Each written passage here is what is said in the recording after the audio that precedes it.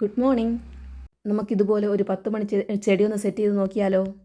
അതിനുവേണ്ടി നമുക്കൊരു ടയറും പിന്നെ ഒരു PVC പൈപ്പും എടുക്കാം. ഇത് സെറ്റ് ചെയ്യാൻ വേണ്ടിയിട്ട് നമ്മൾ ആദ്യം തറ ഒരുക്കാം. നമ്മൾ ആ ടയറിൻ്റെ വലിപ്പത്തിന് കണക്കിന് ഒന്ന് സെറ്റ് ചെയ്തെടുത്തു കഴിഞ്ഞാൽ നല്ല ഭംഗിയിലിരിക്കും. അതിനുവേണ്ടി അത്യാവശ്യം സൂര്യപ്രകാശമുള്ള സ്ഥലം നോക്കി നന്നായിട്ട് നമ്മുടെ ഈ ടയർ നിൽക്കാൻ കണക്കിന് ഒരു കുഴി എടുക്കുക.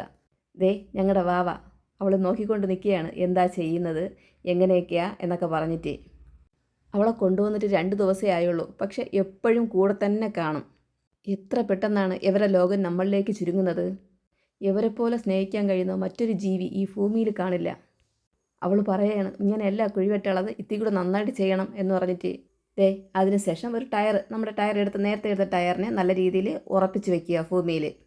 ഈ PVC പൈപ്പിൽ ഹോളിടണം എന്നുള്ള വല്ലാത്ത ടാസ്ക്കാണ്. ഈ കാണും പോലെ നിസ്സാരമല്ല. ഞാൻ ഇത്രയും ഹോൾ ഇട്ടിട്ടുണ്ട് ആ ചെടിക്ക് നിൽക്കാൻ കണക്കിന് ആവശ്യത്തിന്. അതിനുശേഷം നമ്മുടെ ഈ PVC പൈപ്പ് നല്ല രീതിയിൽ നിൽക്കാൻ കണക്കിന് മണ്ണിട്ട് നല്ല രീതിയിൽ ഉറപ്പിച്ച് കൊടുക്കണം. അല്ലെങ്കിൽ ഈ എന്തെങ്കിലും തട്ടി വീഴേറ്റ് ചെയ്താലോ. മണ്ണ് നല്ലോണം ചേർത്ത് കൊടുക്കണം ആ ടയറിനകത്തോട്ടൊക്കെ.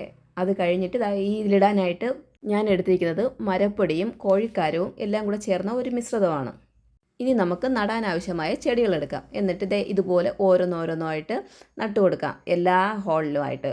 പല നിറത്തിലുള്ള തൈകളാണെങ്കിൽ അത്രയും ഭംഗിയായിരിക്കും പൂത്ത് നിൽക്കുമ്പോഴേ കാണാനായിട്ട്.